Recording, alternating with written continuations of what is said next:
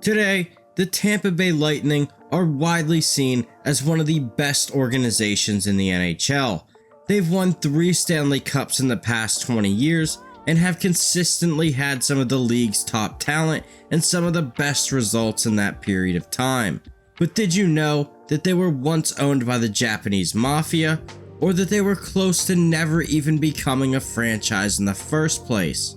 Well, if not, let's go back in time and learn a little bit about one of the NHL's most unique stories, the birth of the Tampa Bay Lightning. Our story starts in 1989, with the NHL announcing their plans for a rapid expansion, as they were looking to expand from 21 to 28 teams in less than a decade. The first of such expansion teams was the San Jose Sharks, who entered the league in 1991. The following year, the NHL would look to add 2 more franchises, one in Ottawa and one in the Tampa Bay St. Petersburg area. Down in Tampa, there were 2 sides bidding for the franchise. Group A was headed by Peter Karmanos and Jim Rutherford. They had relatively stable finances and a plan to put a franchise in St. Petersburg's Thunderdome, now known as Tropicana Field. On paper, they easily looked like the best choice, thanks to, if nothing else, them actually having a place to play the games. On the other side was Group B, which was led by Hall of Famer Phil Esposito, Henry Paul, and a few others. They had questionable financial backing and no solid plan for an arena, but they had the ability to pay the full $50 million expansion fee, and to the NHL, that's what mattered most. So who was behind that $50 million? Well, at first, it was supposed to be the Pritzker family, the owners of Hyatt Hotels. However, they backed out after doing just a little bit of due diligence. This left the group with essentially no funding. With the group looking for new investors, they would find themselves in Japan, in part thanks to Henry Paul's baseball connections to the Nippon Ham Fighters. This would lead to the group securing a portion of the funds from Nippon Meat Packaging and Tokyo Tower Developments. This was a big deal, as Nippon was one of the biggest meat packaging companies in the world, but they were only willing to put up a small portion of the funds. Next up was a meeting in a Tokyo nightclub that was put together by New York attorney David Lefevre, who also had ties to Japanese businesses thanks to baseball. The group would meet Yoshio Nakamura, who they believed to be the owner of a company named Kakusai Green. During this meeting, they would secure the funding necessary to pay the full $50 million expansion fee. Thus, the NHL would choose to award the franchise to Esposito's group. The NHL did virtually no background check on where the money was actually coming from. Nobody from the NHL met with the owner of Kakusai Green and the actual majority owner of the team. The man who would be the majority owner of the Tampa Bay Lightning was a guy named Takashi Okubo. Nothing was known about Okubo at the time, even by Esposito and the rest of the group putting the franchise together. To this day, we still don't have a lot of information about him. We don't even have a picture or video of the guy, despite him supposedly not being a recluse and allegedly a millionaire since the age of 21. Now we have to talk about the Yakuza allegations. This all stems from a lawsuit that was filed against the owners of the Tampa Bay Lightning in the early 1990s. The man behind the lawsuit was Chicago attorney Mark Gannis, who was hired by the Lightning to build the Tampa Coliseum on a plot of land that is now Raymond James Stadium. The deal went bad after David Lefevre convinced the Japanese owners that he could have an arena built by the taxpayers and owned by the Lightning. This was different from the Coliseum, which would have been owned by Gannis' sports company. Thus, the owners of the Lightning would choose to pursue Lefevre's plan, despite Gannis securing all the funding and designing the arena. Thus, He sues the owners of the Lightning, which eventually gets tossed out, but in those court documents, an unnamed Sony official is quoted saying his company does not do business with Akubo due to him being a gangster. Outside of this, there is nothing else that ties Akubo to the Japanese mafia, but there have been numerous articles that quote NHL insiders who say Akubo being a part of organized crime was one of the worst kept secrets in the league.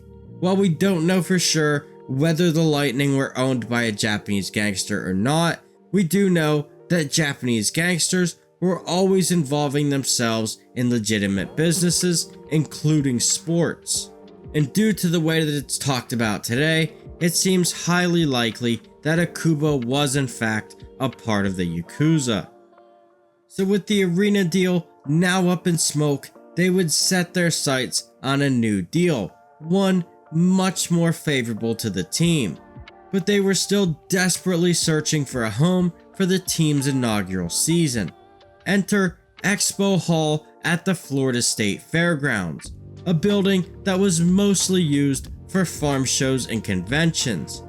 Looking back, it's a minor miracle that they got this place ready for an NHL season. They spent millions just getting the building to pass the basic requirements like having locker rooms and the ability to keep the ice cold.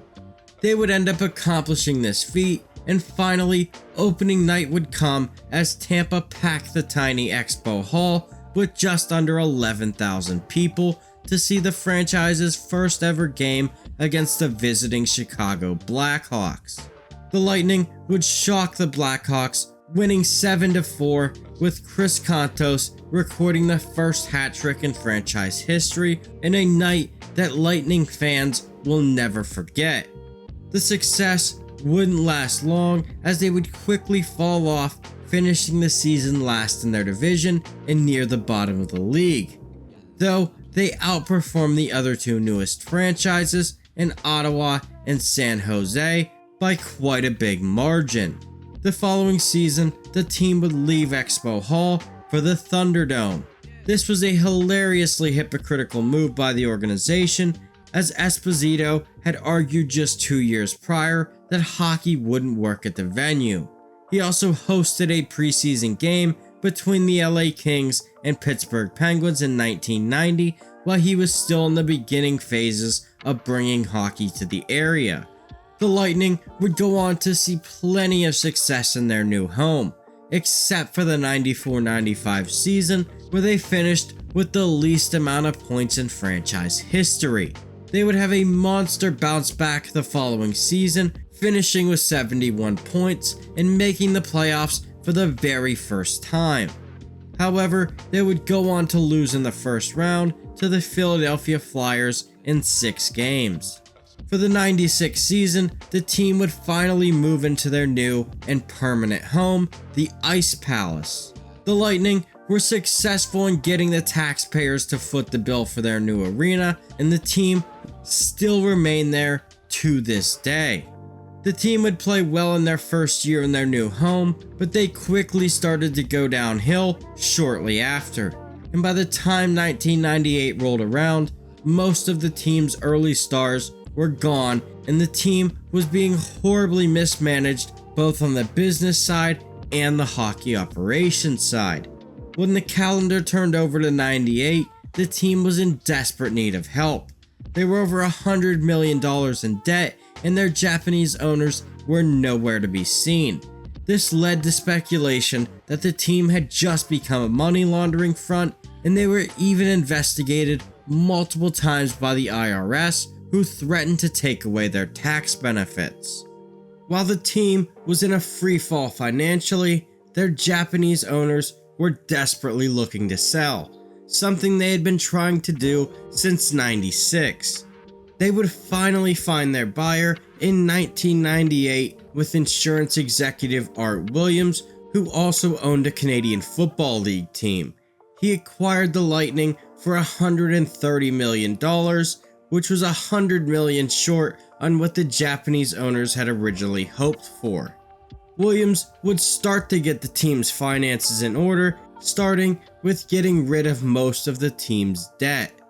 Williams would originally promise Phil Esposito that he would be able to keep his job as general manager, which he had held since day one of the franchise. However, just 2 games into the '98 season, he would fire him and turn the team over to Jacques Demers. But Esposito had one final gift in store on his way out, as he drafted Vincent Lecavalier with the #1 overall pick prior to the '98 season. Despite all their struggles, both on and off the ice, a new era was beginning in Tampa. This new era would see the team finally gain the stable ownership that they were so desperately seeking, along with the team's rise to the top of the National Hockey League.